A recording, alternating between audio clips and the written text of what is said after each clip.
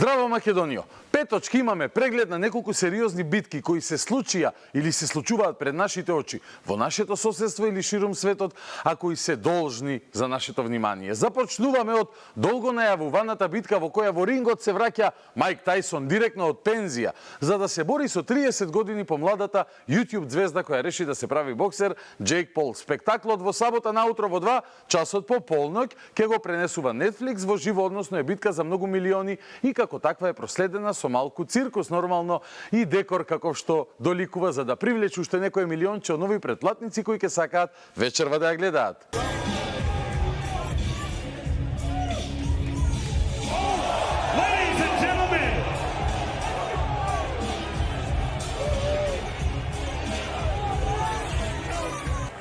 You just felt his power. What did that feel like, and why did he do that to you? I didn't even feel it. He's angry. He's an angry little elf. Mike Tyson, I thought that was a cute slap, buddy, but tomorrow you're getting knocked the f*** out. I'm f***ing him up, Burial. I'm f***ing him up. He hits like a It's personal now. It's personal now. He must die. Леле. Малку циркус се разбира дека не е на одмет кога се во прашање милиончиња и на слична тема, предпоставуваме само, нели? Имаше окршај и во бугарскиот парламент, во собранието кај соседите на исток, каде екс-премиерот, харвардскиот ученик Кирил Петков во перолесна категорија имаше без шамари вербална битка со хипертешкашот Дељан Пеевски, еден современ модерен политичар со уста од која тече садемет и садемлеко. Ја следиме оваа битка бидејќи тука чекаме влада да направат, за да се објаснуваме повторно со нив колку е идиотска нивната политика кон нас.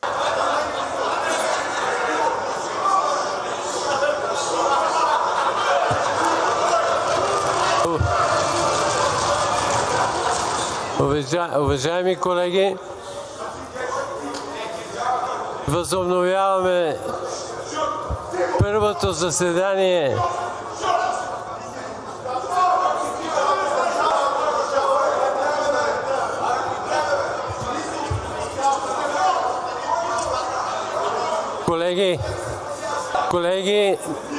Колеги народни представители, господин Петков, господин Пеевски,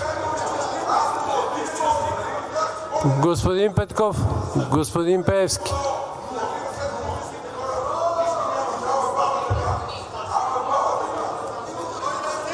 Господа представители, моля ви се малку европејски манири. Па како така? Дури и Џон Траволта од Софија изгуби контрола и со милното простакнат простаците се обрати кон Пеевски, кој пак во тој момент како да се смири.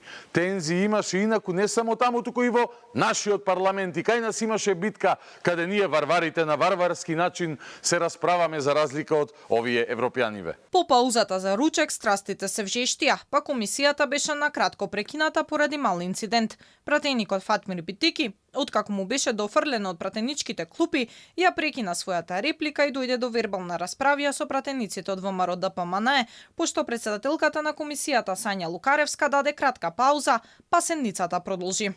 Те молам уште еднаш немој да го употребиш тој збор. Уште еднаш немој да го употребиш.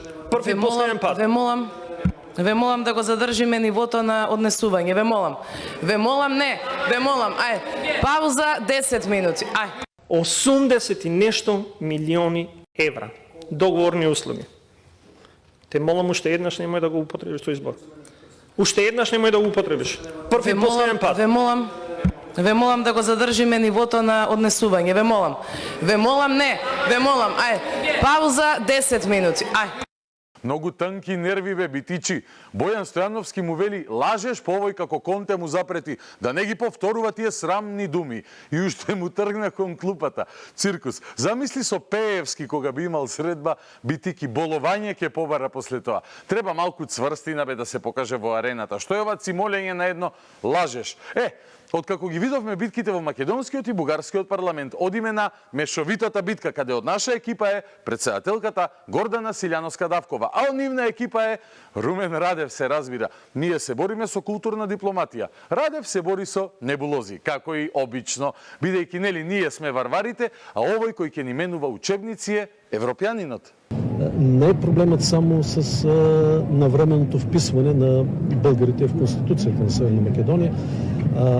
наистина ние очакваме правителството и парламентът на Северна Македония по-скоро да извършат всичко, което е заложено в преговорната рамка и в договорът за добросъседство, за да може да не губи Северна Македония историческо време. Те обаче не показват. Моят призив е при такива ситуации, ние се разбрахме с нея, да обменяме информация за наличие на език на омразата в националните държавни медии. Също така, ние можем да започнем работа, това е въпрос на добра воля, да се променят някои текстове в учебниците, които не говорят добре за нашите отношения, говоря за учебниците в Северна Македония. Ајде, Ирлија мајсторе, медиумите да биле под присмотра за да не ја правите инаку големата, нели, джанам ние сме ширеле омраза. И успат учебничиња ќе ни менува овој старателов наш. Не му се свигале нашите учебници, како што не му се допаѓа нашата историја, па и медиумите джанам. И окей. Јас решив да помогнам на нашите евроинтеграции. Па еве, со милозлив тон ќе го проследиме моментот кога, например, Државната бугарска новинска агенција БТА ја подпиша Гордана Силјанска-Давкова како северно-македонска председателка. И да се продлабочи меѓусебната соработка. Порача дека односите треба да се развиваат врз основа на заемно почитување. Добар почеток имавме и дека треба да продолжиме така. Еве повторувам и денеска. Во Бугарија чинам се е менливо, освен вие. Не ширете омраза, браќа. Радувајте се на идентитетот кој Заев го бетонираше, а комшиеве врз тој бетон, врз таа бетонска плоча оставаат европски цвекенца. Да нема омраза, за да не пуштат овие европјани да го видиме бриселското сонце. Еве уште една милозливост на истата тема. Северно-македонскиот президент беше првиот северно-македонски политик кој каза нещата може би по најправилниот начин. Кога се дочекат българи. Па прекрасно, волшебно, много готино. Мерси, благодарја, Бојко, брату Зоранов. Какви хубави думички. Упс, реков хубави. Се мешам веќе во ресор на човекот кој знаеше навистина да им одбруси на ваквите потези. Иване, како си? Много добре. Поздрав од Зоки. Много добре. Па где си, бре, Стево? Тино стара.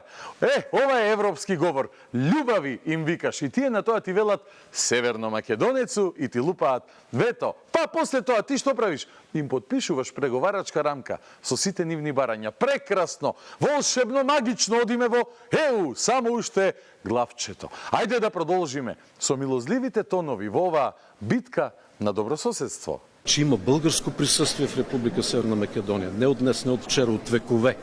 От 1300 години. Че има българска история. Ау, па каков фасцинантен говор, каков прекрасен тон, каков европски став, каква галантност. Ве молам, ако сте пред телевизор дома, не пцуйте, радувајте се, браќа. Радев рече дека медиумите ширеле омраза, па немојте вие дома да сте обземени од таа омраза. Сакајте го овој кој ви вели дека сте бугари. Така ќе бидете прекрасни европјани.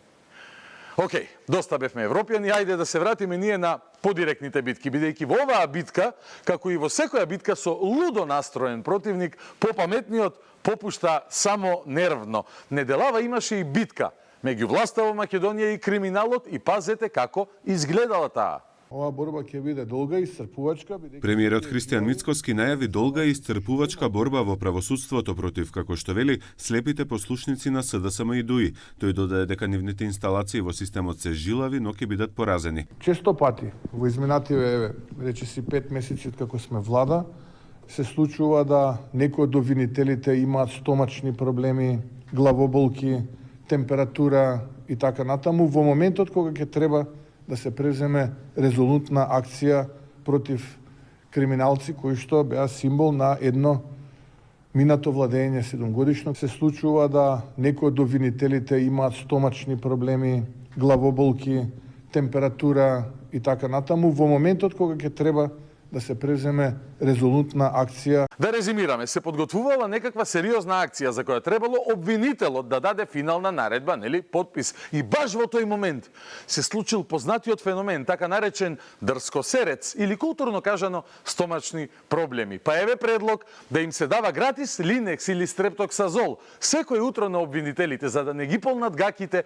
кога треба да наредат апсење на некоја криминална лопурда. Така тие ќе извојуваат битката со тенкосеритисот, а Македонија битката со се оние кои од земјава направија парам парче. Следна битка, додека сме кај Дрскосерецот, онаа на Канал 5 против Димче, такозвани Калигула од Прцорек. Лидерот на левица Димитар Апасиев и денеска не се појави на рочиштето во граѓанскиот суд, каде Канал 5 телевизија и директорот Мирчевски го тужат за клевета и нарушување на угледот по серијата напади кон телевизијата и кон него преку социјалните мрежи. Директорот на Канал 5 Иван Мирчевски очекува дека судот ќе ја донесе вистинската одлука, а искаже и разочарување што денеска Апасиев не дојде во судницата. Денеска сватив две работи.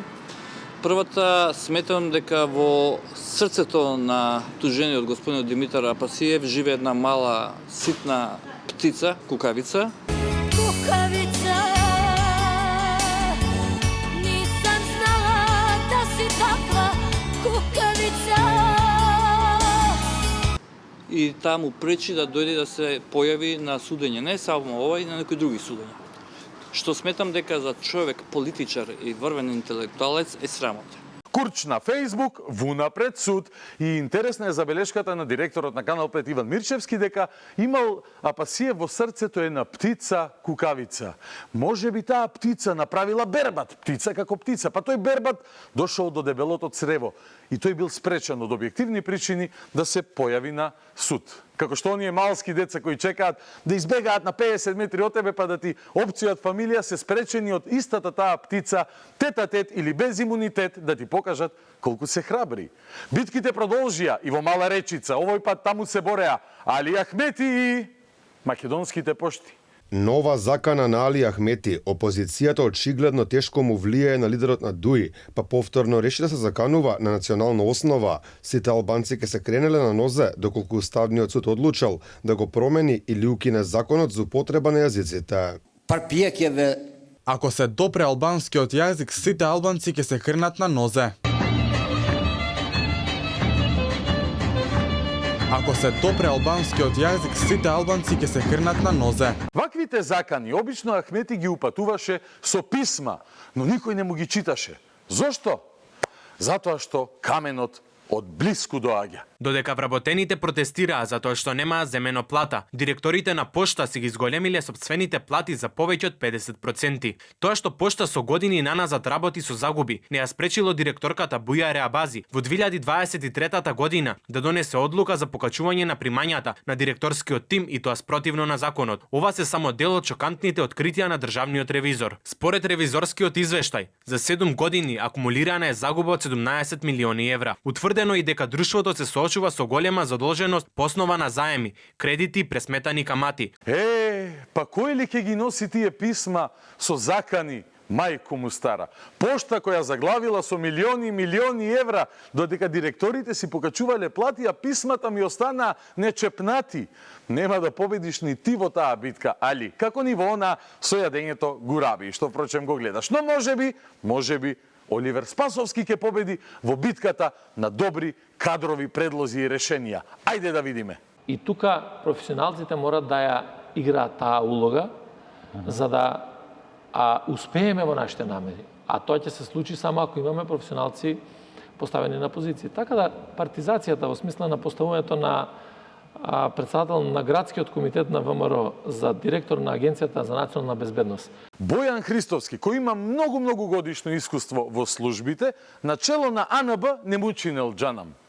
Тоа што на Оливер Спасовски во чие време пасоши само наркокартелите добиваа, а граѓаните спија од 3 наутро пред станица за да се сликаат за пасош. Тоа што не му чини некој е доволно добро. Тој некој во сиви да си стави "Не сум добар" за Спасовски, како најголема пофалница. Тоа што некогаш председателот на градскиот комитет на ВМРО-ДПМН во Скопје е начело на АНБ, а некогашниот директор на зоолошката градина во Скопје е начело на градскиот комитет на СДСМ денес, е споредба која за жал Спасовски пропушти да ја направи во неговата битка со насушната потреба да критикува се само затоа што нема меко под задникот веќе неколку месеци. А битка водеше и неговата партиска другарка Јована Тренчевска. Овој пат битката беше Јована против интелигенцијата на граѓаните. СДСМ нема да гласа за буџет кој не ги застапува интересите на граѓаните. Затоа поднесовме 200 амандмани со кои нудиме конкретни решенија за подобар животен стандард, повисока поддршка за социјална политика, за развиена економија.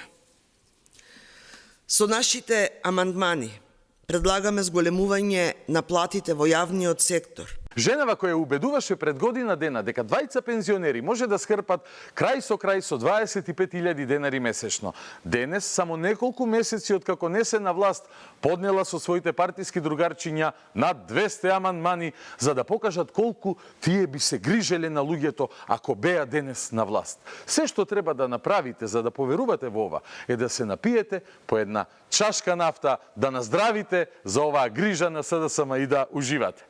А ако не сте по нафтата, ќе уживате во она што следи. Јас ќе му ги поставувам сите прашања од СДСМ на Бојан Стојановски, пратеникот од ВМРО-ДПМНЕ. А тој ќе одговара пред вас, пред целата јавност. Ќе биде интересно, на моменти поинтересно и од дуелот кој следи меѓу Тајсон и Джейк Пол. Океј, ќе биде интересно за сите, освен веројатно за Фатмир Битичи, ама тоа не може сите да се срекни секогаш. Што да се прави? Останете со нас, следи супер емисија. Започнуваме веднаш.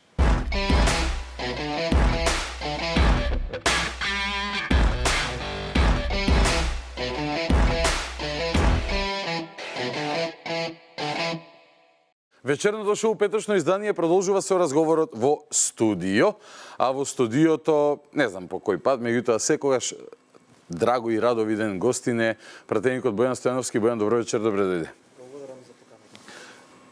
Размислував да го викнам и Фатмир Битичи, ама така ми делуваше малце тенок на нерви. Вчера сакам да почнеме со тоа во вториот дел од денот. Вчера некако дебатата околу буџетот малку во втор план падна и читавме наслови, овдека и си одвоив. Некој вели за малку физичка пресметка помеѓу Битики и Стојановски во собранието. Видеото го видоа. Така. Луѓево, јас ти се јавив да те прашам, бидејќи не се слушаше во видеото од што се навредил господинот Битичи, од што се вознемирил, и ти ми кажа дека си му кажал лажеш. Како е возможно на едно обично лажеш толку жолично да изреагира и да те опомене, да ти нареди веќе никогаш повеќе да не си му го рекол тоа и така натака? Како резултат на што е таа нервоза вака според тебе? Па, јас мислам дека таа реакција беше предизвикана од нешто друго, бидејќи и Фатмир, а и останатите кои што се дел од пратеничката група на СДСМ, особено нивниот лидер, ќе стануваат уште понервозни во наредниот период, бидејќи имаат чувство дека се стега ременот, дека многу прашања почнуваат да бидат поставувани и дека доаѓа времето каде што сето тоа што тие го правеле во изминатите 7 години додека беа на власт, ќе треба да одговорат пред одредени органи и доаѓа време на одговорност. И има дискусија со колегата Левков во која што се кажуваа одредени бројки и тоа што сео ден го слушавме и во текот на вчерашниот ден и во текот на денешниот ден во буџетската расправа се само едни обични лаги. Јас тоа му го кажав од место, денеска искористив можноста во расправата и му го кажав од говорница, затоа што јас би сакал да искористам друг збор, но согласно градацијата на лагите кои што се кажуваат, не можев да најдам посоодветен збор од тоа дека лаже. И ќе повторувам тоа дека лажат, бидејќи навистина не може некогаш човек да приќути на такви очигледни лаги. А како што кажав, таа нервоза доаѓа од тоа, бидејќи во текот на претходната расправа имаше еден аргумент од министерката, има одредени обврски кои што во овој буџет се зголемуваат, бидејќи тие функционери кои што седат таму склучувале некои договори. Има една интересна фирма од Битола. Мислам дека и господинот Битики знае дека повеќе луѓе знаат за таа фирма, така да тоа беше само еден резултат на негова нервоза, бидејќи како што кажа временот се стегна. Има некој бит connection, Битики, Битола, сакаш да кажеш? Па не можам да кажам дека е заради таа поврзаност, но има некои други односи кои што се поврзани таму. Има повеќе градоначалници кои што знаат за што се работи. Исто така и други органи знаат за што се работи, најод индикативно од се бидејќи и самиот господин знае за што се работи. Така да, ете, ќе видиме во наредниот период зашто вакви нервозни постапки се случуваат. И не е единствен, сите така реагираат, но полека почнуваат да излегуваат од тој филм во кој што беа ставени тие 7 години, дека тие ќе бидат недопирливи, дека може да прават се, дека никој нема да ги повика на одговорност, дека можеби кога ќе се сменат времињата како тие што правеа со некои луѓе кои што ете одлучија да им слугуваат на парите наместо на народот, ќе може да се договараат. Гледаат дека не може да се договорат, гледаат дека никој не сака со нив да разговара на таа тема и дека одговорноста, кога сме кажувале пред граѓаните дека ќе ја донесеме, односно дека ќе има одговорност за сите, сериозни сме биле во тоа што сме го кажувале. Така да ниту ме допира, ниту па нешто може да ме спречи и во иднина како тие ќе се поставуваат пред граѓаните, така ќе им биде возвратено.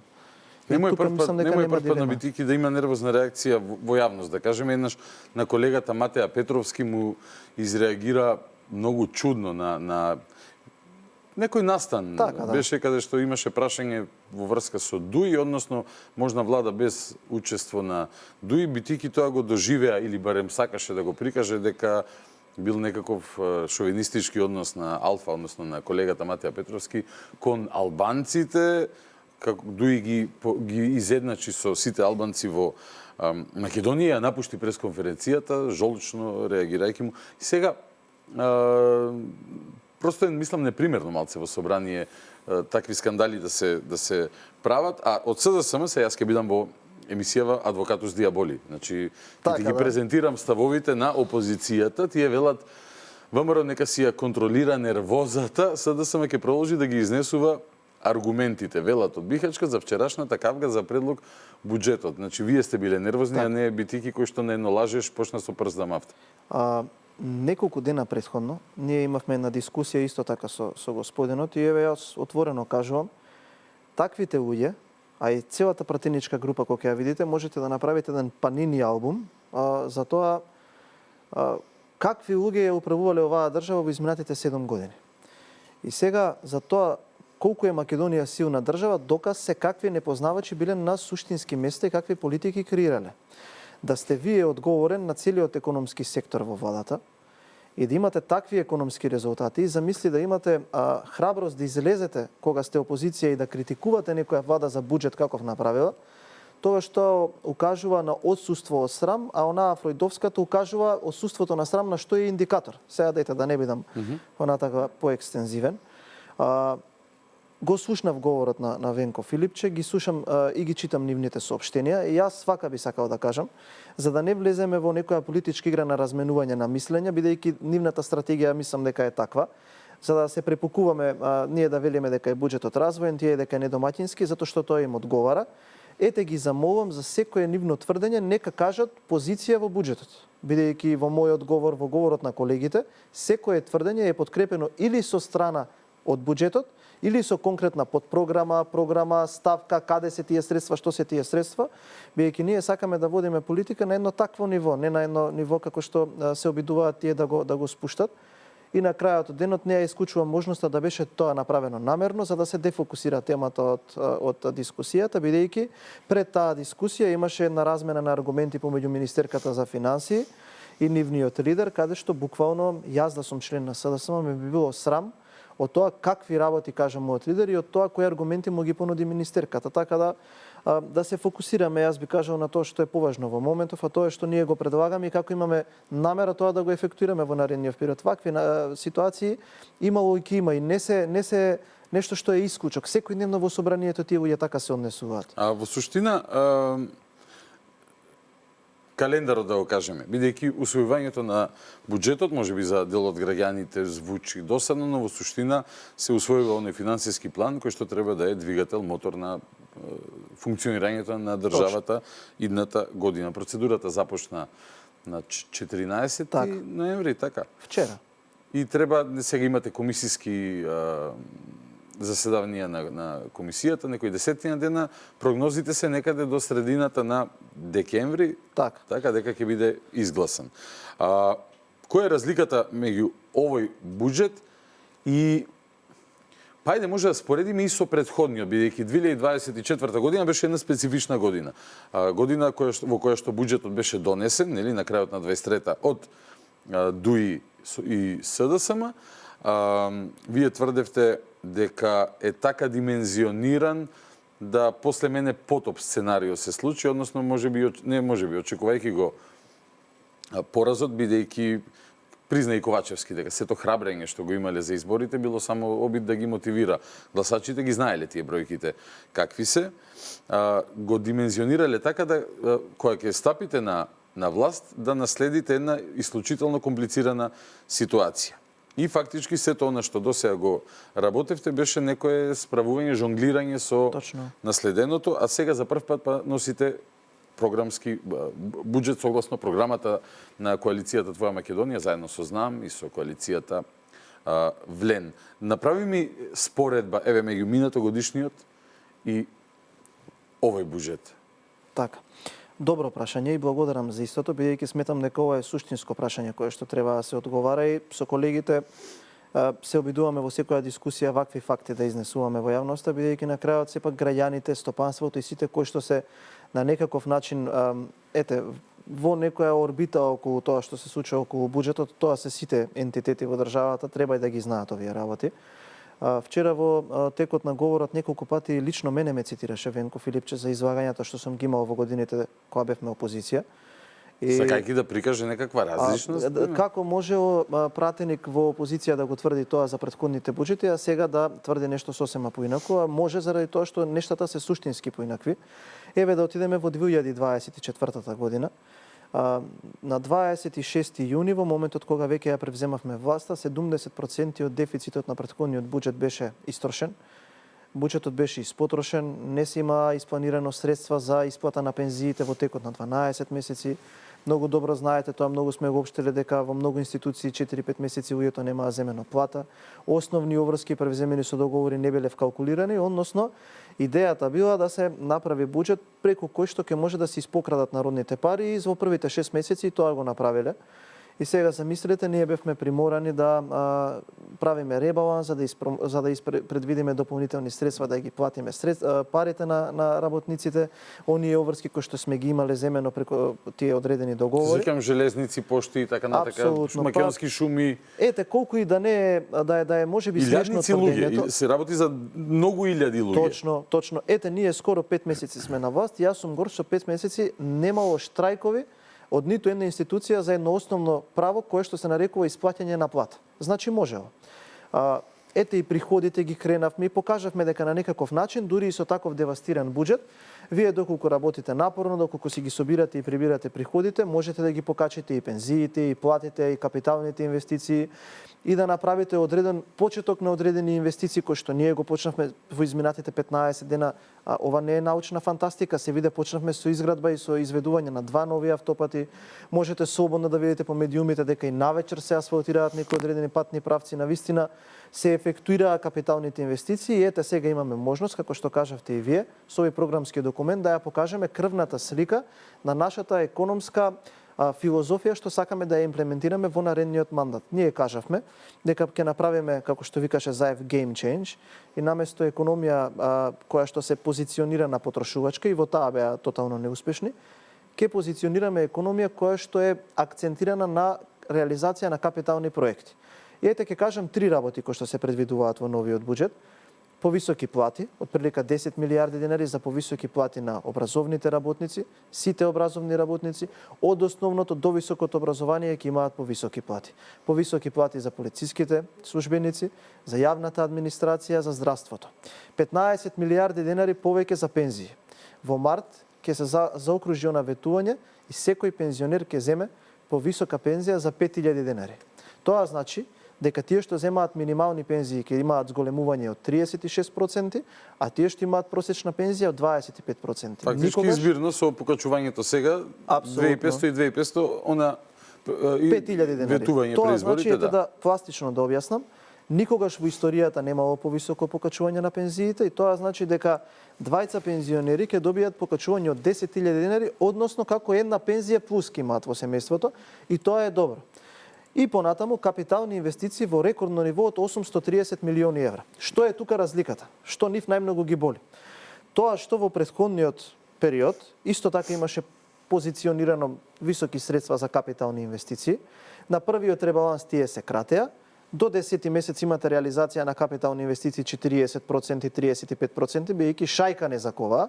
И замислете магично во 12-тиот месец вие имате реализација од 9,45%, а тоа го правеа што ги префрлаат тие средства кон Елен, кон Мепсо за ликвидност на предпријатието, да се исплатат плати на марковски компани, да му се дадат пари за тендерите, па потоа тоа да се исплати дивиденда и така натаму. Го броја како капитални инвестиции. Апсолутно. Ние велиме сега дека нема да има докапитализирање кон предпријатија, туку овие средства ќе за реализација на проекти. Се поставува прашањето на кој? 100 милиони оваа година на ваков девастиран буџет издвоивме за помош на општините. До крајот на годината договорите ќе се потпишат и тие средства веќе ќе бидат алоцирани кон од почеток на проектите. Во јануари или февруари наредната година уште 250 милиони ќе им бидат ставени на можност за користење. Согласно програмата и најавитувањето. Точно. Продолжуваме со изградба на автопатите. Почнавме со Букојчани, со Гостивар Кичево и со Битола Прилеп. Експресните патишта веќе се ефектуираат, Градско Прилеп, Страцин, Крива Паланка, односно Куманово, Крива Паланка. Беа прифатени аргументите на Министерот за транспорт за ремоделирање на трасата за пругата кон Бугарија, односно коридорот 8, и за тоа имаме предвидено средства. Имаме предвидено средства и за автопатот Скопје-Блаце, оној кој што Министерот за транспорт го извади на седница. Колку време тој пат се гради? Се гради над 8 години, бидејќи тие 2 километри кои што ние ги оставивме, тие само ги дозавршија 10% и таа втората фаза од 10 километри не е почната и видовме зошто не е почната. Бидејќи наместо трасата да иде по органската траса до магистралниот пат, иде во планини, во тунели, за да може да овие некој купувал имоти. Па тоа се случувало и со другите траси. Затоа не биле почнати. Затоа сега ние имаме проблеми и ги решаваме проблемите. И ете Кичево, Охрид има исто така предвидени средства до крајот на 2026 година. Конечно најскапиот автопат во Европа по 5 анекси склучени за 7 години нивна власт ќе биде завршен и така натака. Односно, нашиот пристап е тие 830 милиони да не бидат чувани на сметките на владата и на државата па да бидат кратени, туку веднаш да бидат ефектуирани кон оние кои што треба да ги реализираат тие средства. Имате точен план, тие 830 милиони евра во буџет предвидени за капитални инвестиции, точно кај кого ќе одат, односно како што разбирам, уште во првите месеци веќе точно, ќе бидат... Односно ете ти си архитект, градежник, ги разбираш овие работи многу подобро од мене. Сите овие средства се врзани за некој проект.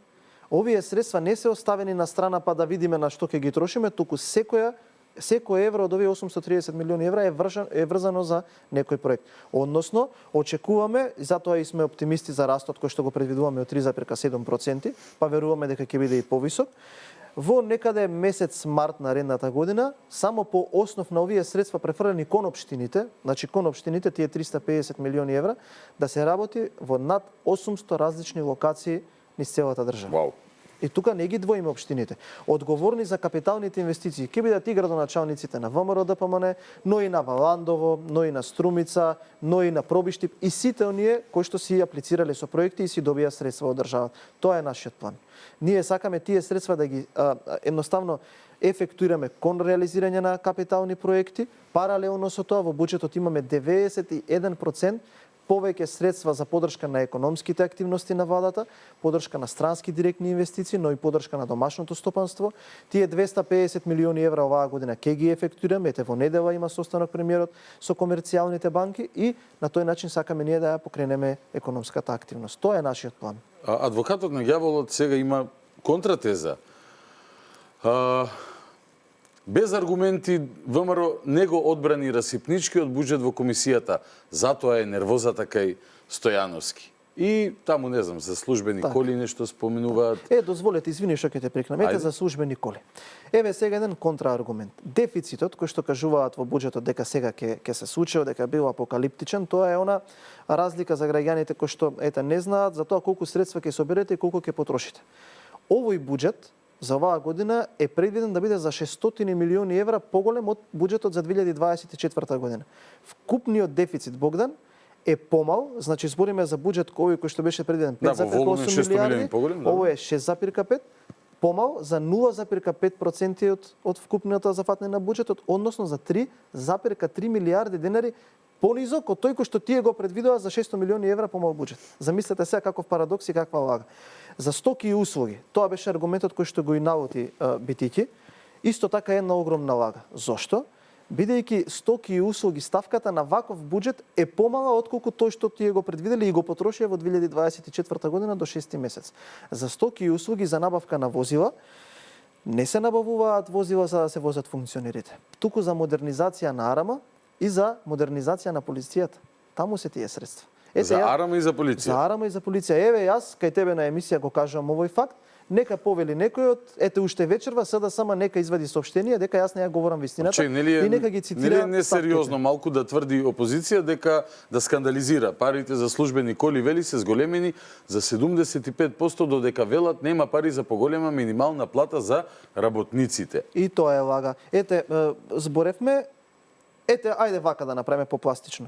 Нека ја прашаат Славјанка Петровска дали овие средства за возила кои што се вклучени во АРМ се за службени возила или за возила кои што дел и од нарачката ја има и таа потпишана. Несериозно е да се лаже.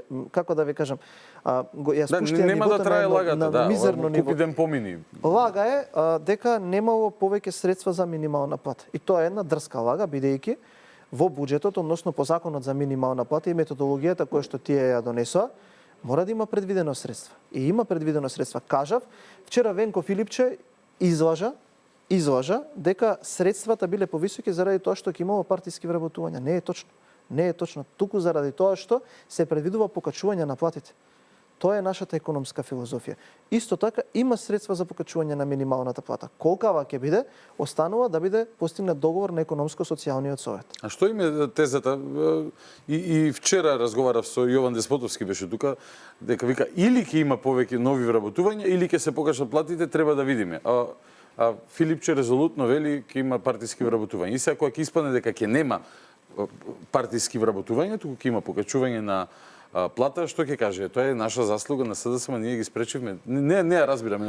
Мислам најверојатно, видете, не може човек да ги свати сериозно, бидејќи од таму одамна економската логика има напуштена таа партија и токму затоа имаат и 150.000 гласови и 18 пратеници. Имате ли во буџетот предвидено некоја ставка посета на концерти на балкански звезди во Дубај?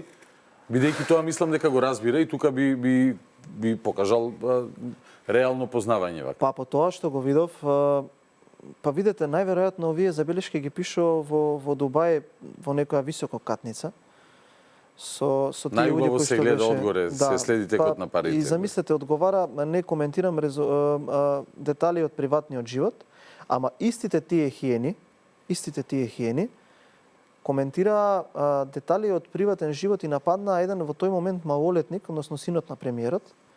Па кога излезе Државната комисија за спречување на корупција дека излажале, значи тие се сертифицирани лажговци. И ајде, можеби Фатмир се наљутил зашто јас така сум го кажал, но ете ќе се потпреме на... Сега седи дома пред телевизор и вика прекини Бојан. Најверојатно, но ете Државната комисија за спречување на корупција укажаа дека излажале за тоа што велеа дека државата го платила патувањето на млад човек. И имаме едно десетина судски пресуди, дури во едно вакво октрирано судство, каде што тие имаат изгубено судски спорови, кога ги тужел Христијан Мицкоски за произнесени лаги. Па еве, и ти беше жртва на една таква вест. И добро е што ти ја откри таа лага, и од тој момент натака не мислам дека некој сериозно треба да ги разбере. Потоа што мојата сопруга, но поради мене. Беше излажаа дека жена ми, бидејќи има исто име и презиме како Анастасија Илиевска, која што влезе во тој извршен. Па и синот на поранешниот председател. И синот на поранешниот председател Иван Иванов, колку несериозно. И дури не се извинија ни именично, него ја повлекуваме веста поради грешка во брдото информации рекоа кои што доаѓаат до нас и така натака и така натака. Имаше една таму лага и за јавниот долг. Да, дозволи адвокатот на ѓаволот, сега ќе бесплатно ви ја работам оваа работа, СДСМ нема потреба никаква обврска кон мене да чувствувате, мислам од фискален тип, друга некоја емотивна, ако имате, нема никаков проблем. Битики, 2 точки. Страшно е што јавниот долг ќе достигне 70,8%, најголем досега во историјата. На човештвото, на Македонија, не знаеме која историја, но еве најголем досега во историјата. Пак лаже. Ете, нека каже каде ја видел оваа. Телевизорот ќе му оди фира Бојан, уште еден амандман ќе добиете на тие 200 за нов телевизор за битики. Тоа е нивни проблем. Нашата работа е да ги соочуваме со лагите.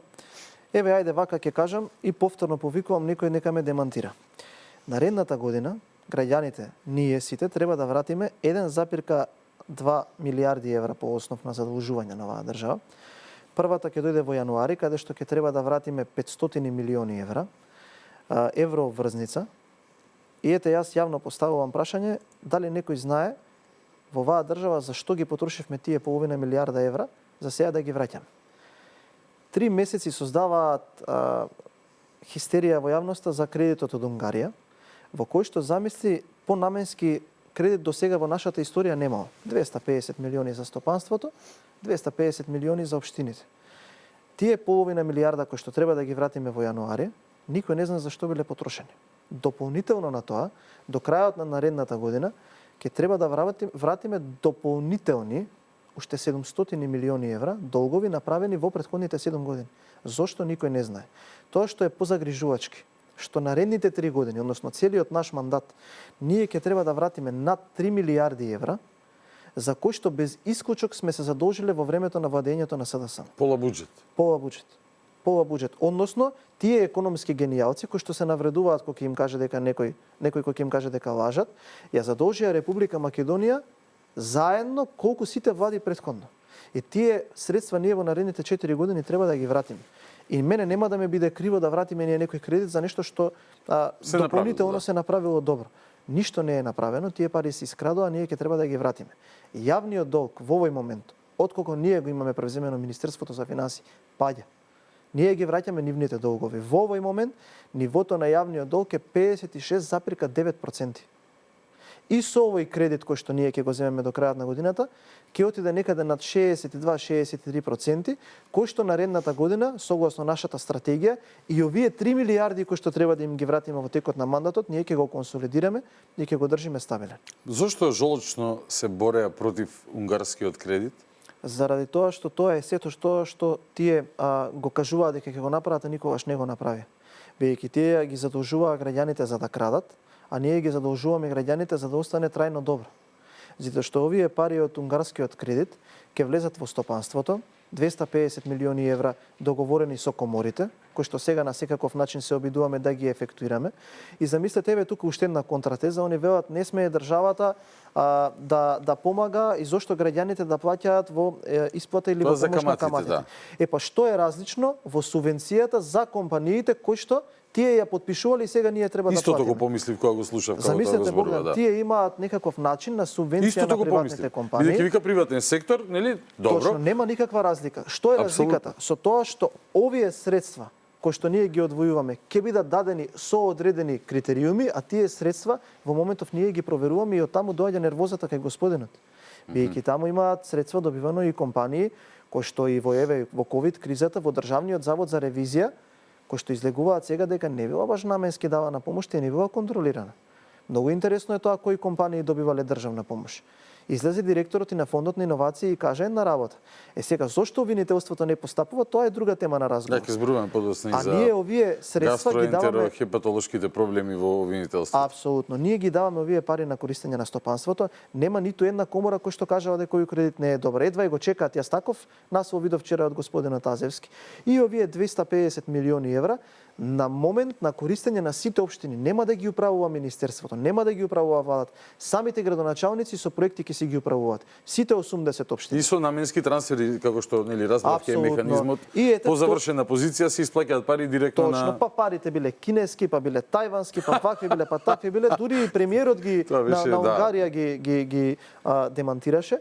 И точно е да преговараме за вторите половина милиарда евра, со кој што треба да ги вратиме нивните земени половина милиарда евра, за кој што никој не знае каде заврши. Имаше Филипчи една теза дека постоеле банки кои што давале поповолни кредити од 3,25%. Па ете едно прашање, да не имаат можеби тие банки мејл адреса жути 35. Се сеќавате на тоа за набавката на енергенција? Можеби тие банки да не се од Хонг-Конг. Да не се викаат можеби стари. Одлично искуство можеби. Да не се викаат тие банки како едно карактеристично презиме на една голема веледрогерија од Македонија во која што додека беше тој министер ја ангажираше да даваат физиолошки раствор во клиниката за онкологија. Да не се вика така банката. Ги кратат капиталните расходи, говори адвокатот на ѓаволот сега, во клучни сектори како образование и здравство кои се витални за квалитетен живот на граѓаните. Особено е вториот заклучок така има за цел да ги разнежи валјда сите читатели, сите 100 читатели на оваа вест, еден од нив јас. Па извини што ти ја оптоварувам емисијата со зборот, но повторно лажат. Заради тоа што буџетот на Министерството за образование е повисок за некаде 4%, споредено со претходната година. Тоа се работи за неколку милиарди денари, а здравството, особено вложувањето во здравствената инфраструктура е повисок за отприлика 800 милиони денари. И она што е важно е и во едното и во другото министерство се предвидува дополнителна програма поддршка на единиците за локална самоуправа, што значи дека не само што нема да се намали реализацијата на капиталните инвестиции, туку ќе се зголеми. Кажав, моторот на капиталните инвестиции во нашата држава е Министерството за транспорт и таму има над 90% покачување на ставките за реализација на капиталните инвестиции. И овие 830 милиони, односно 50,5 милиарди денари се историски највисоко за реализација на капитални инвестиции.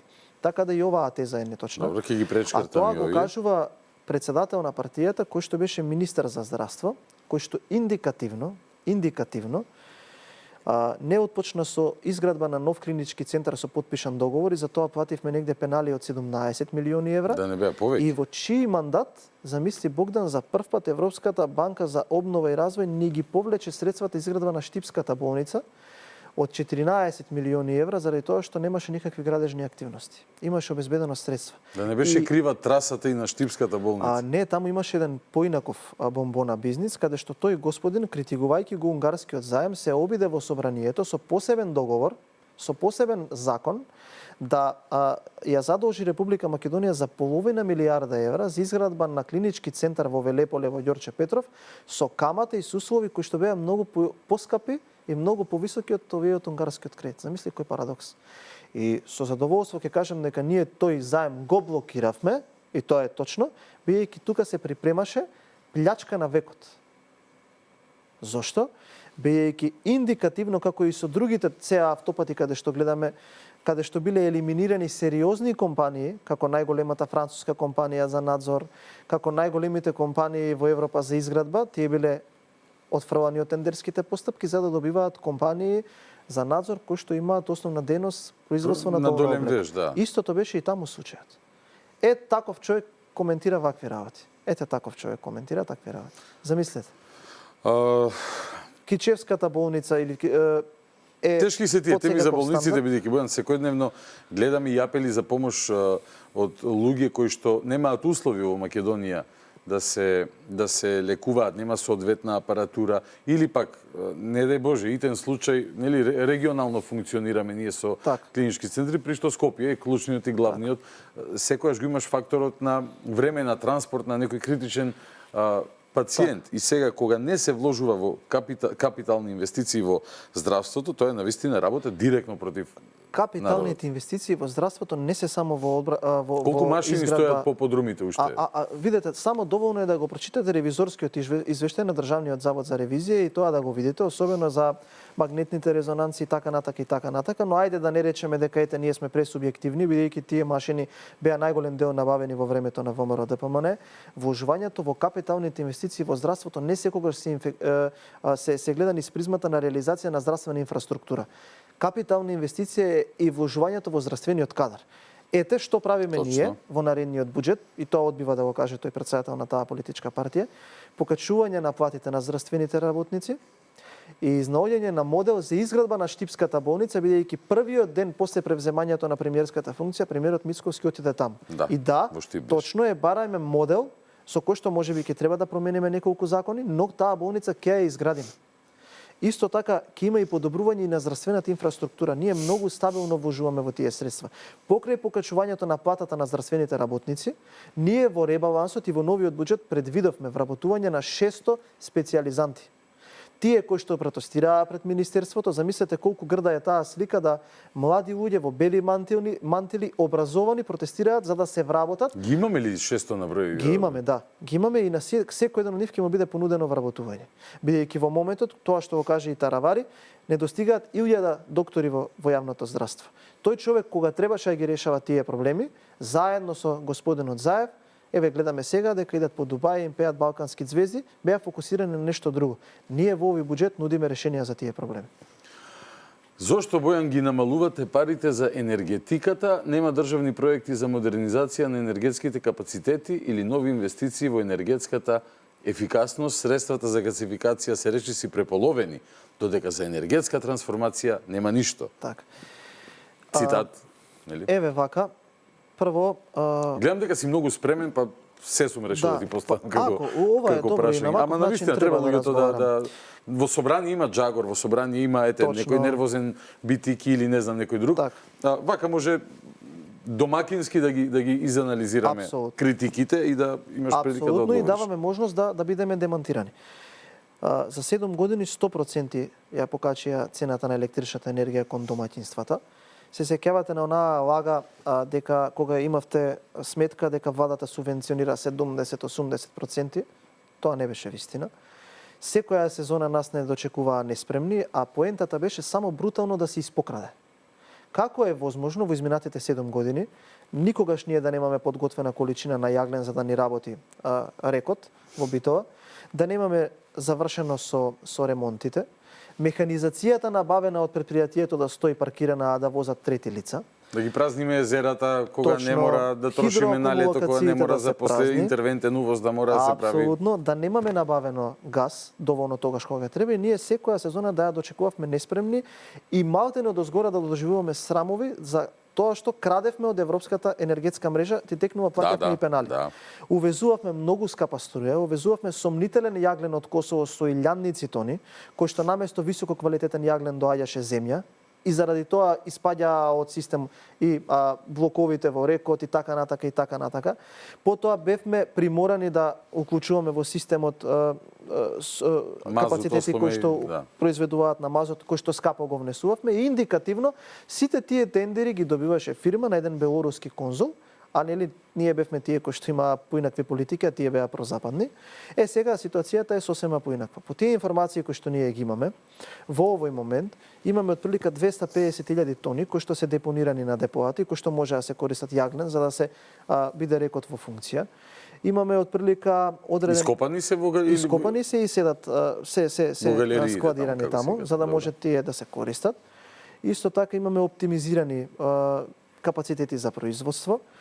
Имаме отприлика 1,5 милиони тони пронајдени ново пронаоѓалиште за спремни за ископи, тоа ќе почнеме исто така да го ископуваме. Имаме бафери кои што ги имаме подготвено. Вчера излезе една позитивна вест и премиерот ја сподели дека набавката на газ е веќе обезбедена со цена пониска од таа што во претходните 7 години била набавувана, со можност да имаме дополнителен попуст, бидејќи таа компанија е многу сериозна и снабдува 6 или 7 земји од Европската унија и на некаков начин цената на електричната енергија дури и шоковите ќе успееме да ја задржиме иста, што е еден од главните контрибутори зашто и инфлацијата е стабилна и нема да има покачување на цените, така работат сериозни луѓе. Исто така првата инвестиција која што ја склучивме беше и со една компанија која што е многу сериозна од Западна Европа за дополнителни за ветерниците, така и таа е во напредна фаза на соработка. Така да и тоа кое што тие луѓе го кажале е апсолутна лага. Тие ја гледаат енергетиката преку тоа колку тендери и колку договори во 4 очи ќе бидат склучени. Ете да не испадне дека јас ова го кажам, само направете една анализа од договорените јавни набавки во 4 очи колку се во електраните на Македонија и се ќе ви стане јасно. Вчера имаше една вест во медиумите што особено ми израдува дека финансиската полиција и МВР веќе се влезени во ЕСМ, се прави анализа, па тоа што ќе излезе во наредниот период ќе има многу интересни луѓе, многу интересни фирми кои што биле присутни во тој сектор. Еден амандман може ли јас на буџетот уште 10 ревизори, уште 5000 полицајци и уште 700 обвинители да се вработат ке треба за по ова што го не сега слушам само од тебе. По она што нели сме го слушале низ годините за да се истражи и за да се ефектуира истрагата за сите проблематични, спорни, сомнителни, криминогени активности кои што се случувале, но само еден хинт за ова. Ајде. За енергетиката. Што е сега разликата, пластично да им објасниме на граѓаните. Добро. Во моментов најактуелна тема е аерозагадувањето. Да. 7 години, освен што се протестираа самите пред владата, ништо не направи. Ние излегуваме и велиме, имаме конкретен план. Освен ветер една година Шилегов донесе од некаде, но... Точно. Да. Имаме конкретен план со когенеративни централи кои што работат на газ. И веднаш бевме нападнати, бидејќи во опозиција сме биле против тоа. Не е точно. Сега да ја кажам разликата. За онај случај со Митили Неос. Ташнаревиќ. Точно, Митили Неос, каде што сакаа на крајот од мандатот 4 закони кукавички да ги протнат низ собранието и замислете за која корупција се работеше кога една демократска унија за интеграција одби да биде присутна на Комисијата за енергетика и не им направи кворум. Требаше да склучиме договор со Митили Неос за да направат когенеративна централа на газ во кој што 100% ќе им ја откупиме електричната енергија која што ќе ја произведат по цени кои што ќе се обврземе и се далеко повисоки од пазарните, да им дадеме бесплатно земјиште во Железара Скопска и плюс да им дадеме 50 милиони евра. Можно ли е нервоза кај некои пратеници да е поврзана токму со овој случај? Да, еден од подпишаните беше и Фатмир Ибетиќи. Ќе остане без телевизор вечерва човекот. Во однос на аерозагадувањето, ајде, не мора само соопштенијава на СДСМ како контрапункт. Моje прашање, когенеративната централа, премиерот Мицкоски кажа дека е проект кој што и нели реално за неколку години тек би давал некаков ефект, некакви други мерки кои што се предвидени, а ги знаеш, не очекувам дека си од буџет дека секоја ставка ја знаеш, но генерално вака како Па ја знам ставката, затоа што добро сум го анализирал буџетот. Во Министерството за животна средина ставката за борбата против аерозагадувањето е повисока за 116% споредено со 2024 година. И исто така ставката за капитални инвестиции кон општините од Министерството за животна средина е за 94% повисока и тоа се врзане повторно за проекти кои што се конкретни. Ние кажавме нема брзо решение за овој проблем, но тоа што изминатите 7, па јас ќе си дозволам да кажам, и можеби плюс 20 години на тие 7 не е направено ништо. Не беше темата сериозно сваќана, реално. Апсолутно, и да бидеме реални, но ете во овој момент нашиот конкретен план е тој и само ќе кажам две аргументи. Те излегоа вчера и велат каде е најавуваната милиарда на Мицкоски за борба против ова. Јас вчера видов една вест дека во овој момент владата преговара со потенцијални партнери за влез во Македонија на тој пазар за изградба на когенеративни централи во износ од 1 милиарда евра. Така да слободно нека продолжат да провоцираат на ваквите теми и само нека гледаат какви вести доминираат во македонските медиуми. Зошто ние сме се одлучиле на тоа? Заради две работи. Прво, заради тоа што тие когенеративни централи доминантно произведуваат и топлотна енергија и на тој начин можеме тоа да го понудиме кон што е можно поголем број на домаќинства, за да престанат да се греат на дрва, на пелети и на слични такви, односно на се нешто. Кога ќе имате поголема понуда на топловодна енергија за да се греат домаќинствата и цената на самото тоа грејење ќе падне и ќе биде сосема поисплатливо за домаќинствата да се греат на тоа, а и од друга страна ќе имаме и повеќе производство на електрична енергија со начин на кој што кога таа електрична енергија влезе во системот, вкупниот конзум ќе биде задоволен и кога имате вие повеќе понуда за да го задоволите вкупниот конзум, согласно пазарните услови, самата цена на електричната енергија ќе биде спуштена. Тоа е нашиот план. Како забелешка, мислам, наместо со овие теми да се бавеа и вашите колеги денес од опозицијата, тогаш 7 и кусур години на власт, се сеќавам кога го менува името на начинот на кој што го менува и од нивните мегафони во елитните кругови на Универзитетот Кирил и Методи, тврдеа дека го менуваме името за Илон Маск, НАСА, Google, Facebook и така натака и така натака. Во меѓувреме Илон Маск не само што комплет ја промени својата идеолошка позиција, се сменија 2 председатели во Америка, едно чудо нешто се десија, до Марс човештво се подготвува да стигне, а ние тек сега еве ќе почнеме да размислуваме за поевтина и почиста енергија. Так. Тажно е, но од друга страна адвокатот на ѓаволот има уште едно прашање. Не можам баш од тој капацитет да го поставам, меѓутоа ја спомна во Штип ветерната инвестицијата за ветерен парк. Филипше навистина ли прашал каде е ветерниот парк, зошто не е изграден, или имало ледина и така натаму. Мислам пред 3 месеца беше најавен проектот дека ќе Па Како функционирате бе Бојан во тој парламент? Навистина не можам да разберам во момент. Јас отворено се прашувам и многу пати, дури него лично сум го прашал во парламентот на говорница. Како е возможно да е вакво нивото? И ја лично мислам дека некој сериозно внатре во партијата го мести господинот Филипче.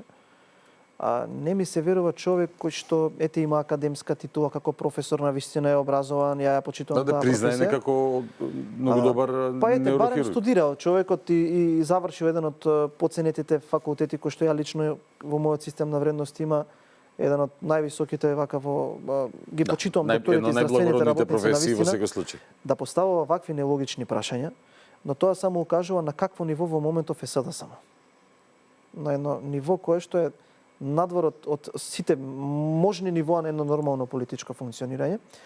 И замислете, господинот Филипче поднел амандман со кој што бара дополнително инсталирање на фотонапонски централи на државните институции. И сега јас сакам тука да го прашам дали можеби треба да ги набавуваме тие од Пиксел.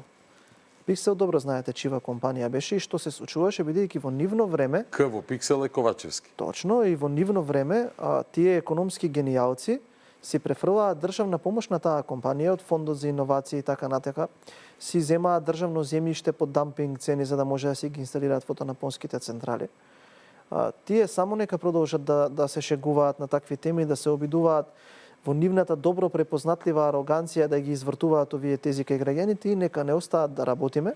И јас, а и премиерот Мицкоски многу пати тоа го кажал, граѓаните нека не ценат по тоа што ќе го направиме, не по тоа што ќе го кажуваме. Затоа што тие кои што ги слушавме 7 години по тоа што го кажуваа, не внесуваа пред портите на рајот, требаше да имаме бесплатно здравство.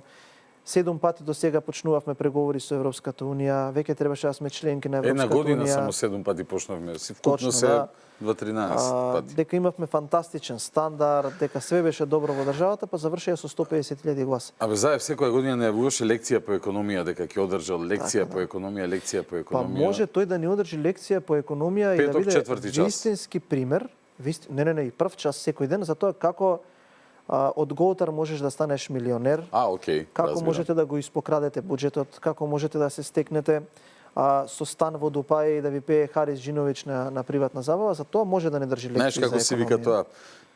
Ти можеш побечи село из теби нече никад. Да затвориме темата Дубај. Како е можно да критикува познатиот хирург дека домашните компании се оставени на цедило, пари има само за странските, а 250 милиони така. Од кредитот што тој го критикува и вели не треба да се земе, се наменети за домашните компании. И во програмата економски работи, во буџетот на владата на Република Македонија. Огромни нелогичности се. 91% зголемување на буџетот, односно 11 милиарди денари повеќе за тоа. Не знам како може да критикува. Јас искрено се чудам. На човечко ниво не можам да разберам. Односно лаже, затоа што кажавме дека градацијата на кажувањето на невистини ќе го позиционираме согласно тоа дали невистината што е кажана заслужува да се каже, а не ја говори вистината, прави замена на тези или брутално и дрско лаже. Кога некој лаже, треба да му се каже дека лаже. Таму он вели ставката за поддршка на мали и средни предпријатија е намалена, но не ја чита ставката под незе која што вели поддршка на инвестициите. Таму има зголемување за 300 милиони денари. И затоа се не може се да прочита човек. Како да ви кажам, кога веќе дискутирате за ваква сериозна работа, треба да бидете и сериозно подкован.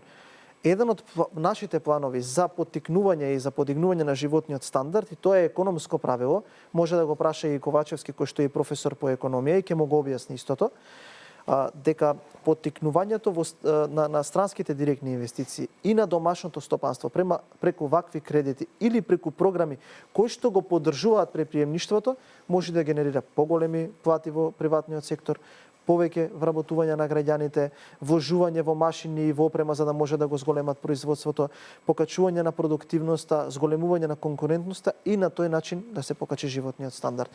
Успеавме да покажеме и во минатиот пат кога ја управувавме државата дека сме супериорни во однос на СДСМ во економијата, тоа ќе го покажеме и сега. 50 на минути, 80% од времето ти зборуваш и не ми е досадно, бидејќи одлично ги објаснуваш состојбите околу буџетот. Сакам сега едно малку индискретно прашање. Во ходниците кога ќе се сретнете, например со Тренчевска, со откако предложиле, не знам, 1000 по повисоки плати, 1.000.000 евра за секој средношколец, милиардери да се, нели, односно кога ќе надуваат некои предлози, а до пред 5 месеци држеа власт, не до пред 5 години, не пред 7 години, до пред 5 месеци. Се што сега како ингениозност им доаѓа да го предложат од најпопулистички аспект, до пред 5 месеци имале прилика да го направат. И секоја ќе се сретнете во ходници, што викаат? Абе, знаете, мораме ова да го тераме или си се убедиле себе си во... Не знам, можда војната во Украина ги спречила да покачат. Видете, во луѓе кои што толку слепо му веруваа на Зоран Заев на еден таков карактер, кои што во последниве 2 години сериозно веруваа дека ќе победат на избори, вие не може да очекувате рационално расудување на нештата. А тие амандмани се директен доказ зошто СДСМ има 150.000 гласови и 18 противници на последните избори.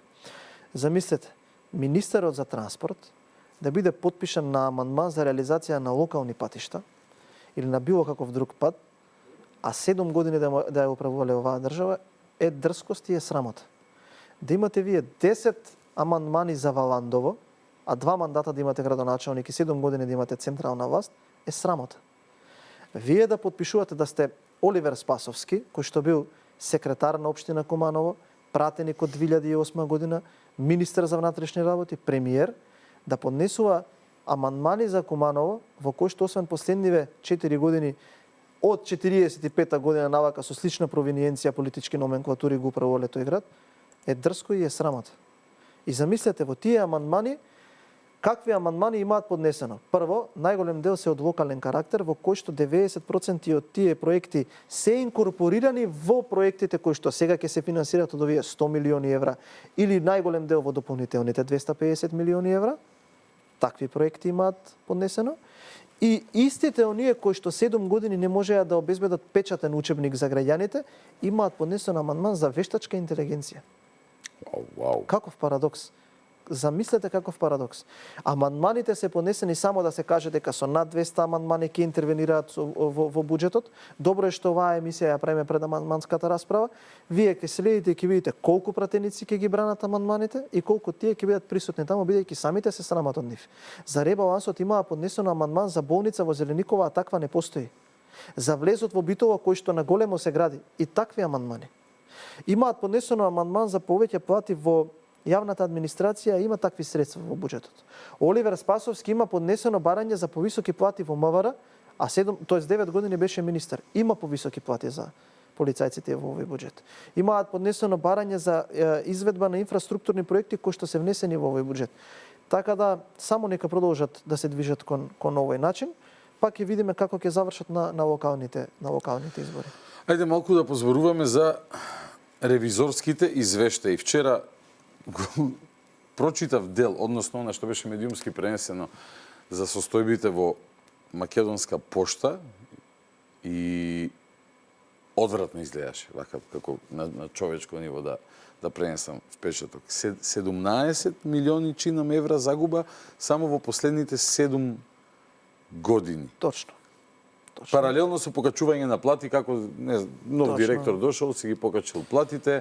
Сите ние знаеме, сите што сме имале потреба од некаква достава на поштенска пратка, колку ја чекаш, ако воопшто ја дочекаш. Дури можеби сме чуле за случаи каде што вработени од пошта се јавуваат и бараат отворено јавно мито и корупција, за да некои работи ги поминат побрзо низ системот. Односно, еден тотален башибузук. Тоа е само пошта. Ја спомна преска пругата кон Бугарија, која што некако влегува на шини. Така да. Мислам дека Бранковата пруга, ја така ја Да, Бранковата пруга. Одлично. Таа беше испроектирана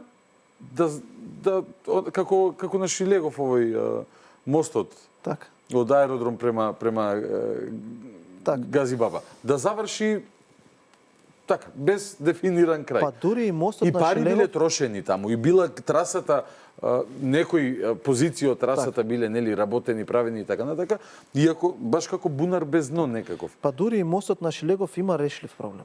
Да, треба да се експроприација да се. И до мостот е јасна трасата. А ваму треба подкрива Паланка да помине. Апсолутно, два тунели подкрива Паланка. Два тунели подкрива Паланка. Тако бил планот на. Најголем дел од трасата. Па ни Сталин така не цртал Бојан кога со Лењирот, они анегдоти. Апсолутно, да. И најголем дел од трасата е непроводна за човечки фактор.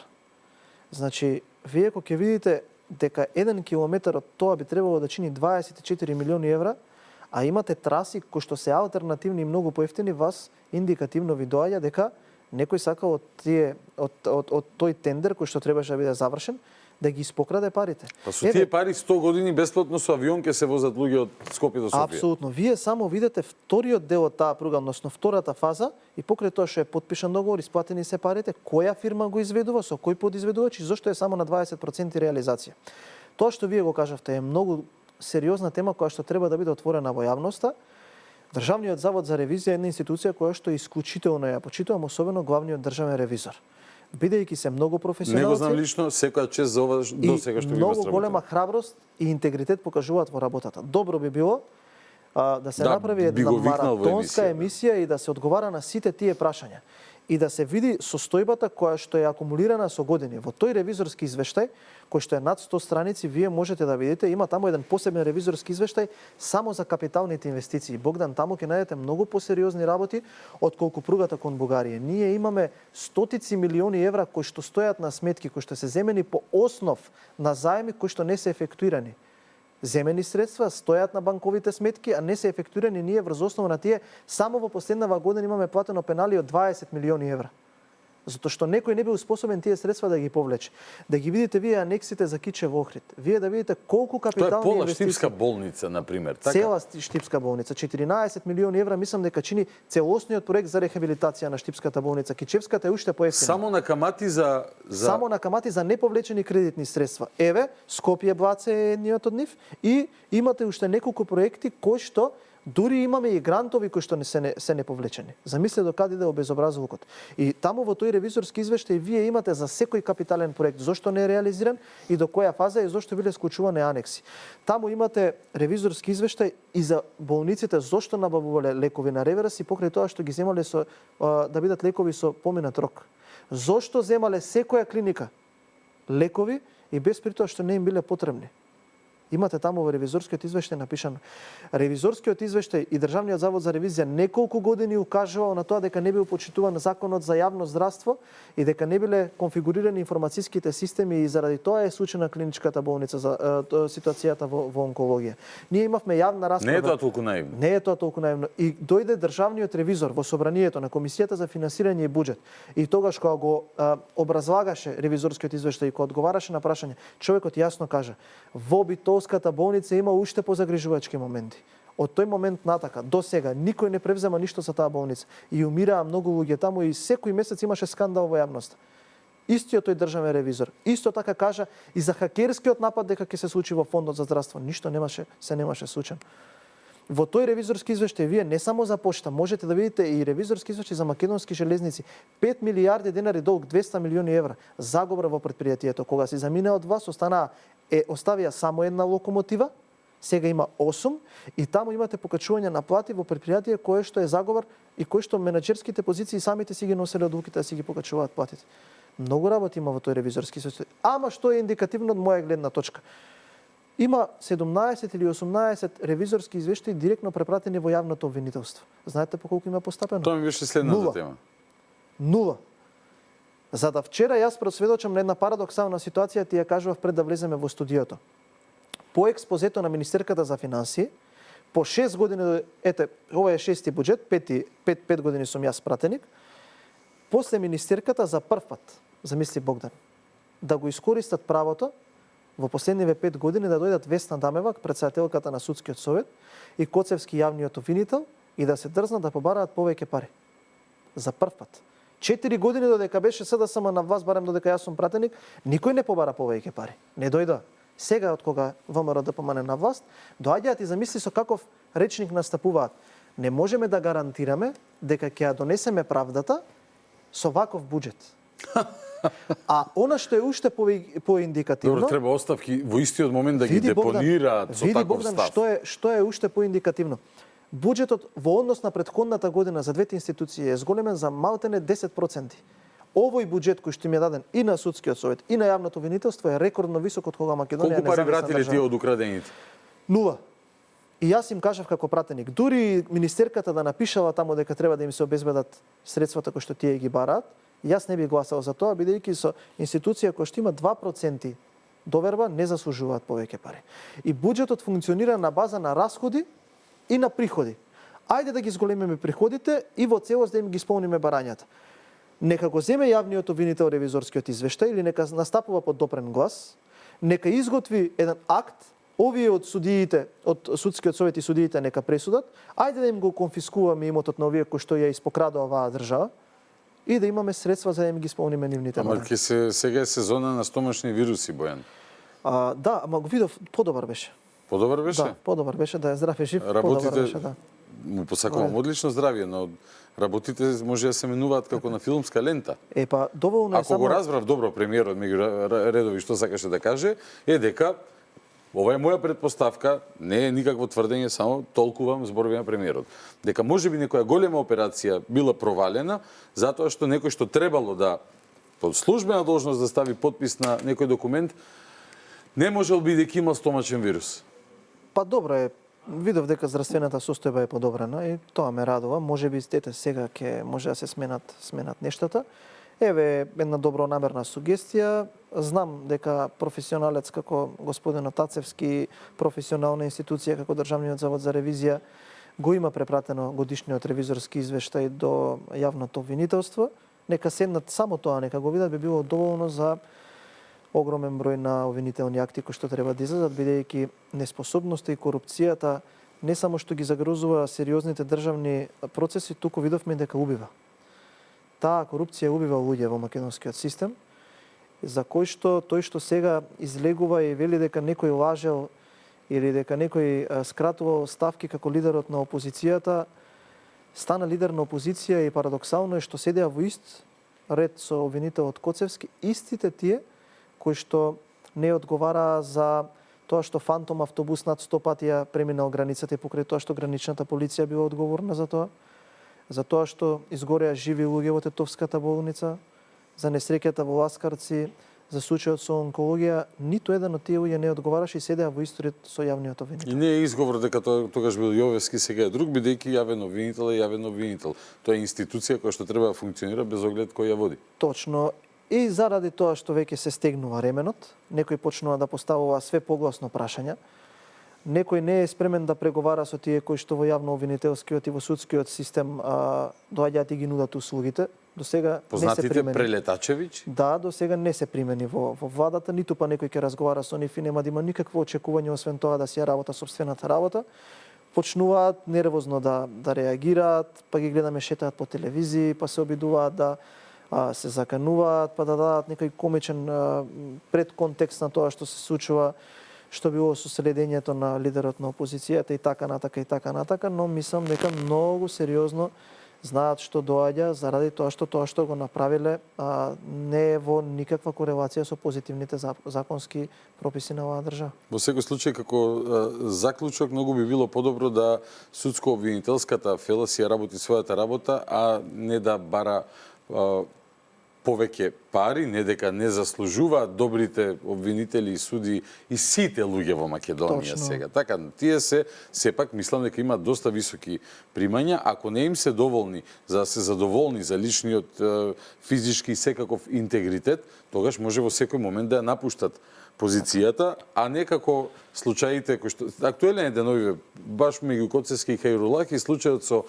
бонусите на СЈО, за кој што Хајрулахи веќе суспендирани од републички, овај беше од вишото јавно обвинителство, тврди дека Коцевски му правил притисок да не го тера предметот, да подсетам за јавноста, тој предмет беше вкупно некои 3-4 милиони евра, мислам, за бонуси од 3-4-5 илјади евра месечно, бонуси на платите на специјалните обвинители, кои што бонуси ги земале затоа што ракувале со сензитивни информации, за чување државна тајна, човек да се запраша, тоа е како на полицаец бонус да му дадеш, бидејќи носи пиштол, ама не убива луѓе по улица. Видете колку, се извинувам за изразов, се ефтини тие луѓе. За колку ситно се продаваат. А какви очекувања има народот од нив? Да. Ке се испотепаат меѓу себе за тоа кој да има повеќе пари, за тоа кој да има повеќе тезги, еве да споредам вака. И каква порака тоа праќа до трговците, нели, до оние што сакаат да си купуваат? Па се продадоа за еден мебел, за еден обичен кревет. Се сеќавате на тој случај и од тој момент натака ништо не е поарно. Колку всушност ефтино се продаваат тие луѓе и што е загрижувачки, ја вака би кажал. Судиите и обвинителите ќе добијат повеќе пари тогаш кога ќе кренат довербата на народот во нивната работа. До тој момент добро е наместо да трчаат по собраниските ходници кај министрите да бараат повеќе плати за нив, да се солидаризираат со стручниот и административниот персонал кој што работи во обвинителството и во судството. Тие штрекуваа лани, чинам неколку пати. Кои што имаат убедливо најниски плати во државната управа и за кој што оваа влада право направи да им го подигне нивниот стандард. Бидејќи таму има многу професионалци, јас ги поздравувам зашто секојдневно се сретнувам со некој од нив, бидејќи луѓето доаѓаат и имаат барања. Понатаму видете каков парадокс. И покрај тоа што тие треба да го осигуруваат почитувањето на законот, самите го прекршуваат и можете да видите во управниот одбор за Академијата за суди и јавни обвинители што се случува. Се именуваат меѓу себе и покрај тоа што знаат дека со статусот на именувани лица не може да бидат во управниот одбор на Академијата. И на крај кога ќе ги прашате зошто го прават тоа, знаете зошто? Заради паушал. Срамота и дно. И таму видите Немам пристоен збор за на телевизија. Видите кои луѓе се имаат Тоа се раководните лица во правосудниот систем, тие треба да ги бираат најдобрите, да го оценуваат интегритетот на другите и да разрешуваат некои кои што прават фал. Имаат И за 100 хамбургери прават глупости, прават од себе, да не кажам која врста на животни присутни во зоолошката, живи животни во зоолошката градина во Скопје. Тоа што е уште поиндикативно, видете кои луѓе се обидуваат да ги предложат за да бидат именувани. Сестра на поранешна пратеничка на СДСМ, една од главните пријаници во изминатиот период, и мајка која на кандидат на пратеник од Гостивар на СДСМ, која што во моментов ја носи функцијата председателка на Советот на јавните обвинители, која што кога доаѓаше во собранието, дури и за тоа што е надлежна кога ја прашувавме, одлучи храбро неколку часа, 7 или 8 часа, да одмолчи тоа што ја го кажуваме. И ете тие луѓе и тоа што се именувани лица спротивно на закон се обиделе да станат дел од управниот одбор на Академијата. Ајде на тема правосудство накратко. Пред избори премиерот, односно коалицијата Твоја Македонија најавуваше идеја која звучи радикално и веројатно е единствениот правилен начин само со радикален рез нешто да се прави во земјата, тоа е, нели, распуштање на тие тела. Совет за јавни обвинители и овој на Дамева, како се викаше, судскиот совет.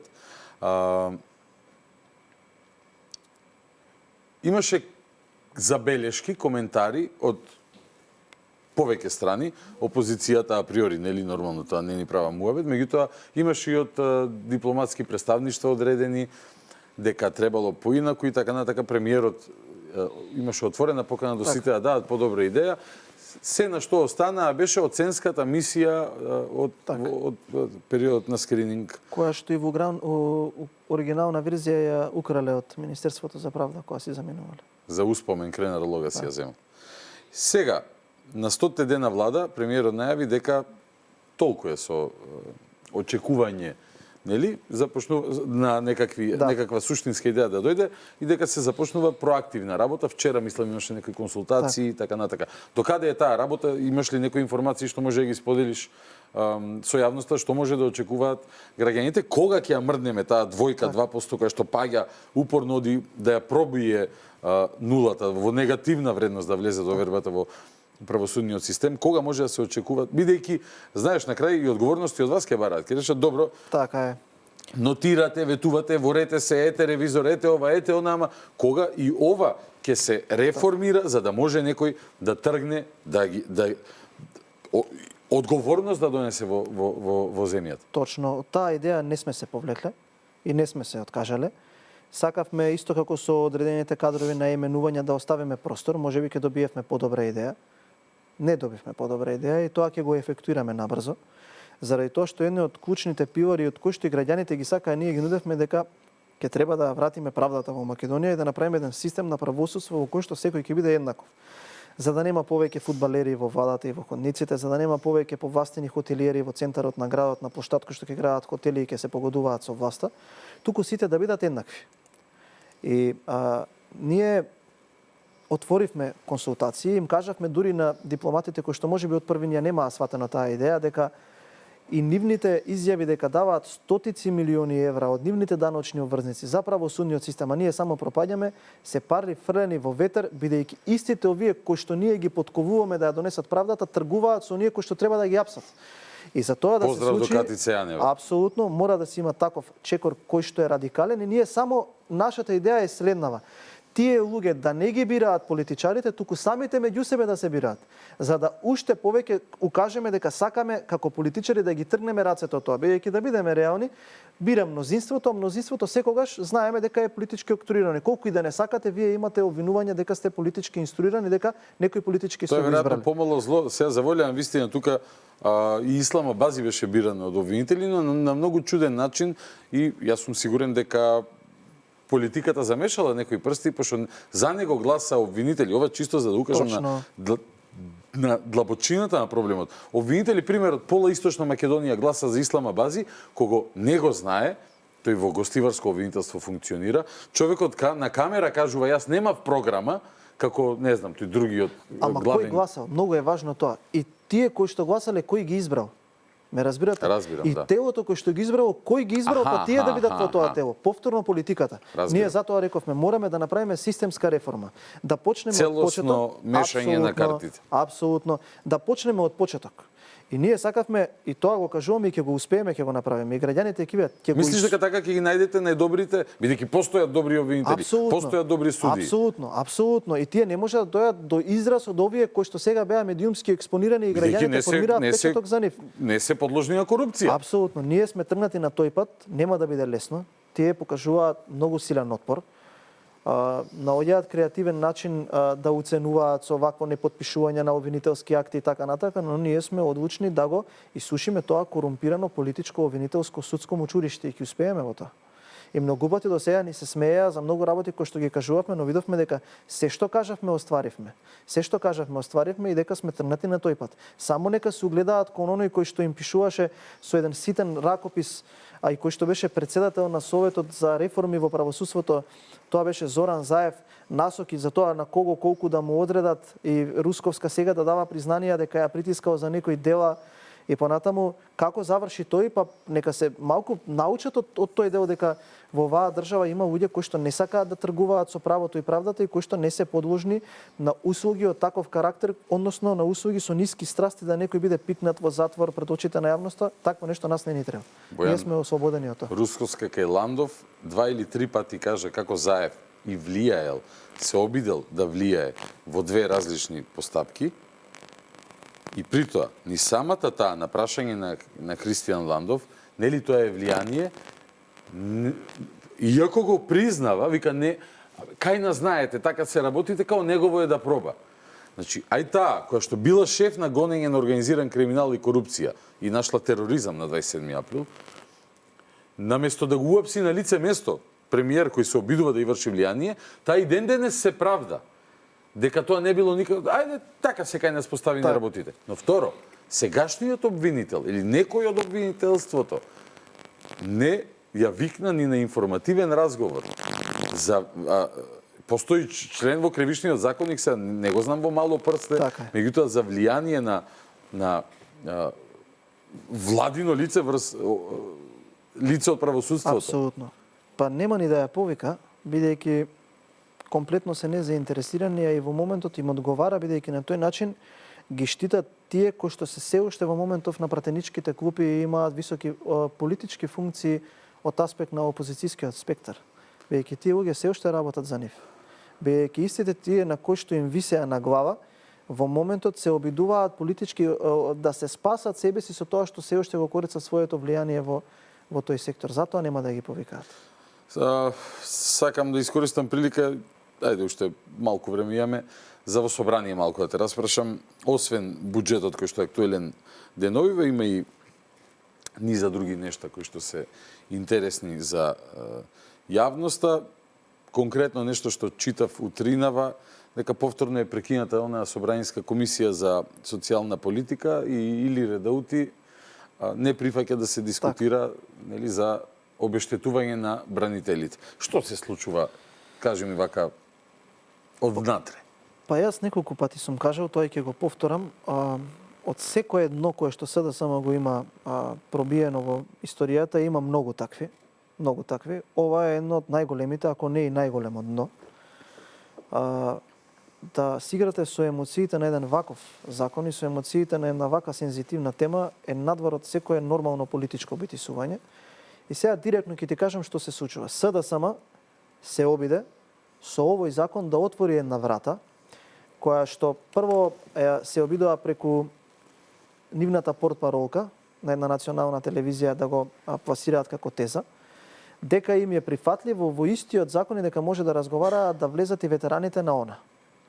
Истото тоа после Славјанка Петровска на 24 го повтори кажа. Славјанка Петровска, истото после тоа го повтори Фатмир Бетики, истото после тоа го повтори Венко Филипче. И кога видоа дека реакциите не се позитивни, пробаа да ретерираат, па ама не мислевме на тоа законско решение, мислевме на едно сосема друго законско Сакаш решение. да кажеш и употребија тактиката ако проже. Тука има една реакција од колегата Ријад Шакири од Влен, кој што излезе пред собранието, даде пресконференција во ред, ако сте спремни, ние ќе поднесеме амандман или ајде да го препишеме законот, веднаш да го пуштиме во собраниска процедура и тука закочија.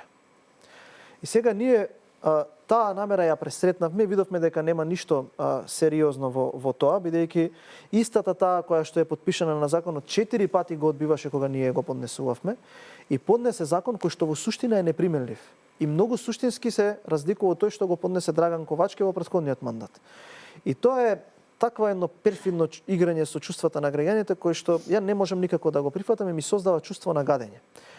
И сега они велат ајде во договор со овиот Европскиот фронт ќе го направиме пинг-понг во комисијата, ние како ќе бараме, вие како нема да давате, едните ќе ги правиме херои, другиве дека нешто бараат.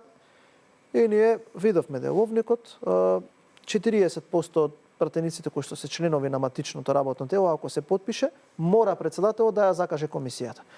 Ние се потпишавме 5 мина и оставивме 2 празни места за членовите на СДСМ, Фатмир Бетики и Јованка Тренчевска, и тоа го поднесовме во архива на собрание и го имаме тој примерок архивиран. И рековме имате рок од 24 часа да се потпишат. Не се потпишаа. Не се потпишаа. Не се потпишаа на тоа барај. Не се потпишаа. Кукавица, секогаш си останува кукавица и избегаа од тоа директно да се соочат. Еве втора понуда кажавме. Еве ако таа не сакате, ајде бидејќи ваше законот, бидејќи вие се обидовте тоа да го подметнете во собранието, поднесете барање за интерпелација на Илире Даути, имате 58 гласа. Не ја поднесоа. Еве до ден денес не ја поднесоа. Секој ден прават театар од ова, ама не ја поднесоа. Саш да кажеш дека им одговара темата да не се разреши, само да ја држат некаде да ја греат. Точно и со двојна цел. Да се додворуваат на Дуи или на да сакаат сите албански партии ги соберат околу себе како некакво излезно сценарио кој што е неостварливо, а од друга страна вас да ве пеналат пред бранителите дека не овозможувате. Сакаат да играат на емоции. Не, за тема која за што 2001 година тоа е криминал. Тоа е такво човечко дно за истите оние луѓе кои што 7 години на власт ништо не направија за тоа. Оливер Спасовски 9 години беше министер за внатрешни работи, една година или година и половина така нешто беше премиер, ништо не направи.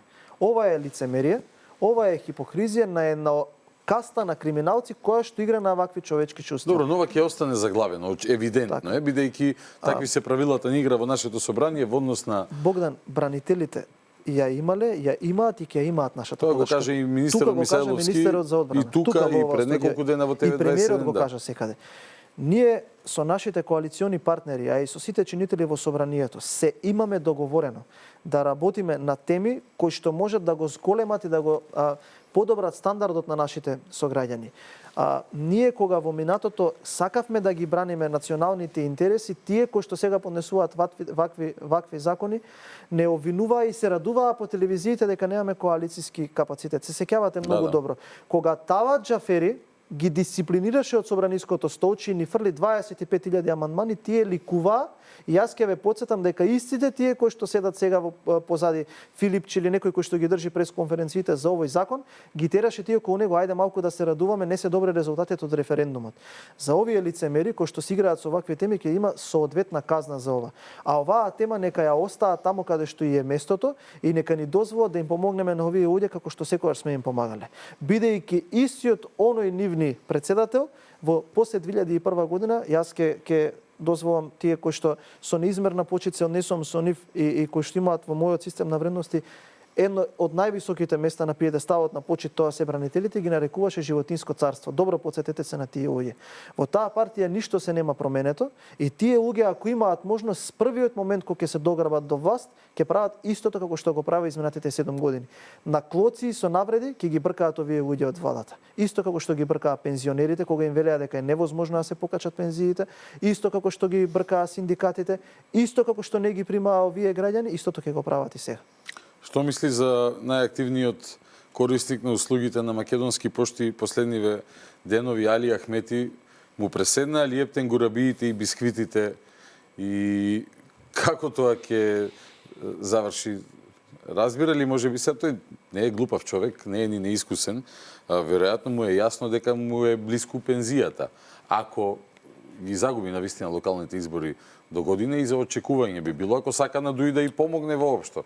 Ако сака после мене потоп, па тоа да се распрска на 100 движења како на низед меѓути, може да остане. Твое мислење ме интересира. Па прво почна спремни сме команданте. Може директор на пошта да го ставите. Па да, јас тоа никогаш не сум го сватил сериозно, командант овој оној, тоа за мене се Мики Маус епитети поделени во партиски штабови. Се знае во оваа држава кој може да биде командант и како тој епитет се стекнува. Така да, ќе правиме радикални протести, дестабилизација, гледаме дека секој 2 недели наративот им паѓа, па се завршија во свадбарски ресторани, како оној недалеко тука кој што на лотарија на Македонија го закупија за 2 милиони евра, во состаноци со партиското членство, кое што за волја на вистината пред некој ден видов една репортажа на еден ценет медиум, каде што и таму самото партиско членство ги распарталува за тоа што тие го правеа. Не можам да го сватам сериозно, имаше шанса да покаже визионерство и да направи одредени чекори кои што можеби ќе беа позитивно препознаени. На крај ќе заврши политичката кариера негова со епитетот како еден обичен политички криминалец и како неуспешен селектор на фудбалери кои што играа фудбал во државните институции, кога овој народ им даде доверба да водат и да создаваат нешто подобро за граѓаните. 20 години беа на власт, освен тоа што успеа да го осиромашат народот, особено од албанскиот етникум. Освен тоа што направија најсилна македонска дијаспора во Швајцарија и Германија и граѓаните кои што живеат на местата каде што доминантно нив ги гласаат, да гледаат да спасат жива глава и освен што направија една политичка каста која што може да се поистовети со култниот филм на Мартин Скорсезе Казино, заради тоа што во последниве 5 или 6 години направија еден доста успешен продор во казино бизнисот во Македонија и ништо друго не направија и за жал така ќе бидат запознаени. Ете за скоро на локалните избори ќе се провериме. Ние го девластивме Али Ахмети, го симнавме од власт, но останува се уште политички да го поразиме и да го испратиме во пензија. Тој спомна, ако се допре законот за јазици, ќе бидат полни плоштадите во Скопје. Налет, затоа веќе досадно се зборува дека Уставниот суд си е уставен суд и дека ова се глупости кои што ги зборува.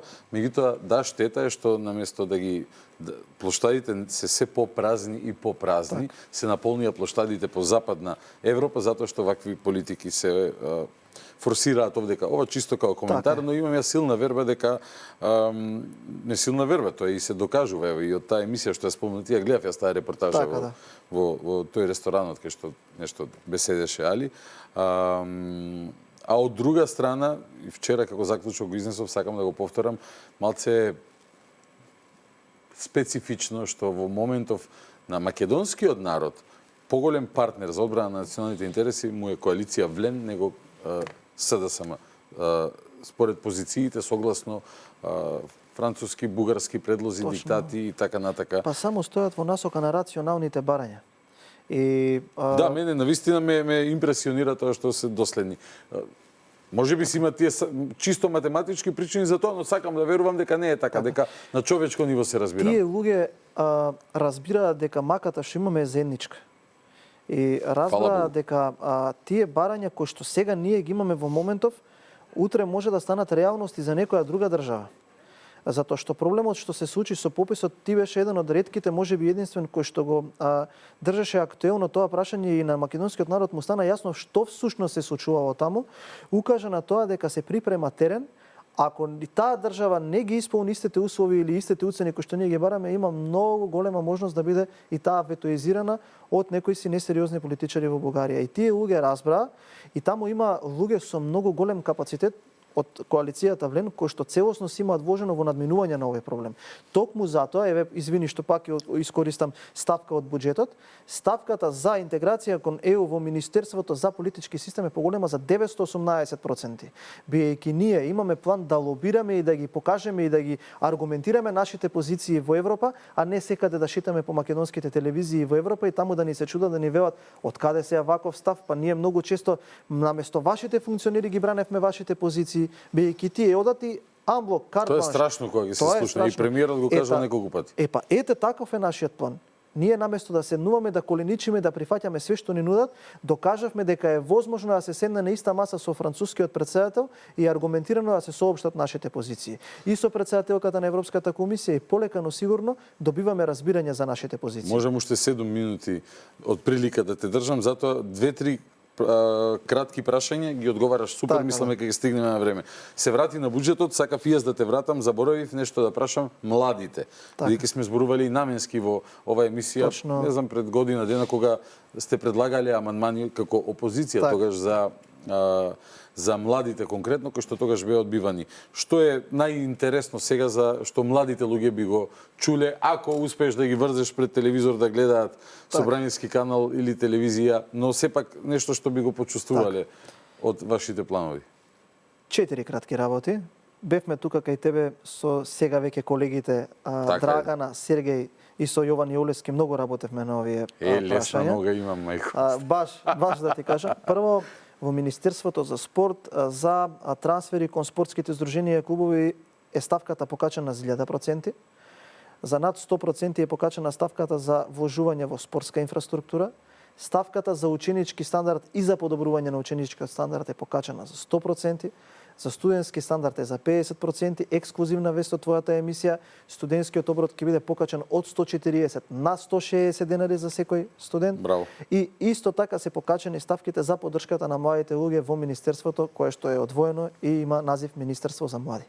Младите луѓе, покрај тоа, ќе добијат исто така ваучери од 250 евра за набавка на електронски гаджет. Секој студент од сите универзитети, над 50.000 студенти, за да се набават гаджет и ќе имаат пристап до средства за да ги поддржат нивните стартапи од 1000 до 30.000 евра за поддршка на нивниот стартап. Понатака, има и програмите за поддршка на нововработени во Министерството за труд. Исто така големо покачување, така да во наредниот буџет ќе можат младите луѓе да видат и да почувствуваат и какво подобрување. Дополнително, имаме ја завршуваме реконструкцијата на студентските домови и во наредните 4 години сите студентски домови во Република Македонија ќе станат енергетски ефикасни. И таа ставка се зголемува за над 250 милиони денари. Почнуваме затоа што договорите се завршени од 1 јануари со изведба на овие проекти. Звучи така да можам да кажам само браво, секоја чест и останете отворени за идеите на младите, Точно. без оглед што сега сте на власт, тогаш во опозиција, затоа што има таму добри идеи кои што не се канализирани во партија, така да како сугестија еве и до УМС, и ти си млад човек, што повеќе идеи од надвор доаѓаат. Апсолутно. Тоа е во богатството на идеите, кога се има волја за работа и желба да се помогне. Искрено, Апсолутно. сигурен сум дека ќе се родат уште повеќе интересни нешта. И последно прашање, ти го спомна декември, ама би инсистирал на нешто малце поопипливо, ако може да кажеш, ако знаеш. Се спомнува декември, го спомнал Орбан, го спомнал премиерот, го спомнал Таравари, го спомнале и други луѓе. Што може да се случи реално до декември? Меѓу другото, имаше брифинг пред некое време дека Макрон и Шолц сега не знам дали Шолц ќе продолжи или не, како ќе се одвиваат во Германија работите, но дека Германија и Франција, ајде да кажеме, беа силно заинтересирани да фацилитираат помеѓу Македонија и Бугарија. Што тоа значи? Тоа значи дека нема да биде она што Бугарија го бара. Точно. Може би нема да биде ни она на што ние инсистираме баш во таква форма, меѓутоа ќе се бара некој ускладување помеѓу нашите црвени линии и нивните Точно. барања кон нас. И дали тоа има некаква дополнителна тежина, тоа очекување после промените во Соединетите Американски држави. Бојко Борисов се фалеше, вчера го има во стендап, дека Доналд Трамп се распрашувал за него кај Христо Стоичков. Од друга страна, на мој, верувам, општо задоволство на сите македонски патриоти, токму премиерот и владини делегации има средба со луѓе од најтесниот круг на Доналд Трамп, месеци и месеци наназад. Торо, тие пријателства се драгоцени и токму затоа можевме да видиме дека подобрувањето на нашите врски со нашите пријатели во меѓународниот свет може да донесе и многу добри работи за Република Македонија. Од тоа што сигурно можам да ти го кажам во моментов е дека никакви измени под ваков начин и под бугарски диктат нема да има и дека силно ние работиме на подобрување на нашите позиции, ги образложуваме како што можеш и јавноста да види, имаше средба со председателот Макрон. Полекано сигурно добиваат нашите позиции и симпатии. Ова ќе биде ситуација во која што не може да имаме вин-вин, сигурно ќе имаме лус-лус, но која што на крајот од денот нашите позиции ќе бидат далеку подобрени од тоа што е сега. Ние нема да изгубиме се, а да не добиеме ништо, туку сакаме да видиме дека тунелот кој што годиме на крајот ќе има излез и со додека не видиме гаранција дека нашиот пат тамо ќе има излез и дека ние нема да бидеме закочувани, нема да носиме никакви одлуки кои што се спротивни на размислувањата на македонските граѓани. Она што сакам да го кажам е дека има разговори со сите сериозни политички чинители на светско ниво и дека македонските интереси ќе бидат заштитени така како што сме говорили кога сме биле опозиција. Кога велиме лус-лус, поентата е дека никој до запирка нема да добие она што го бара, нити Бугарија она што го бара во преговарачката рамка. Имаме само имаме вин-лус, ние сме лус заради тоа што со тој договор 100-0 е разликата, зошто некој го склучил тој апсолутирана тема. Ќе го изнивелираме, лузот кон Бугарија, добро разбирам. Сега ќе направиме барем одредено порамнување за да имаме гаранција дека тој пат ќе заврши оптимистички. Сепак треба да видиме што ќе се случи во Софија, дали ќе се формира влада. Точно. Како тоа ќе изгледа? Па не мислам дека ние треба нашиот пат кон Брисел да го гледаме ни Софија, туку нека станат наши одредници каде што ќе разговараме Брисел, Вашингтон, Берлин, Париз. Не преку Софија. Ние тука да го гледаме нашиот центар на интерес, затоа што мислам дека таму се тие центри каде што можеме да избоксуваме многу поповолна позиција за нашата држава. Пораката разбране, ти благодарам и на убав начин го завршуваме овој разговор. Ако ова беше испрашување на тема познавање на буџет, ќе добиеше чиста десетка, ова најискрено го кажувам, секоја чест. И продолжите со истиот ентузијазам. Ние сме тука за преку нас јавноста да ја оценува работата на сите чинители. Патем да не испадне некажано. Јас канев гости и од првата фудбалска петорка, некако не им се доаѓаше. Канев гости и од нивните номинално носители на власт во нивно време, некако не им се доаѓаше, малце чудно за опозиција, но се надевам, верувам, убеден сум, да не кажам, дека ќе си најдат и тие време и ќе дојдат и ќе имаат прилика да ги изложат и своите ставови и гледишта, тогаш ќе бидам адвокат на ѓаволот од една друга позиција. Да. Бојан Стојановски, благодарам, се гледаме во следна прилика. Благодарам, на можноста ми беше чест. Фала ви што останавте со нас до самиот крај. Верувам дека и ви пријаше да слушате домакински муабети дека конечно водиме во Република Македонија. До следната средба, четврток по 22:30, стандардна процедура. Гледајте, слушајте, размислувајте, анализирајте, излекувајте сопствени заклучоци. Добро Македонијо, главата горе.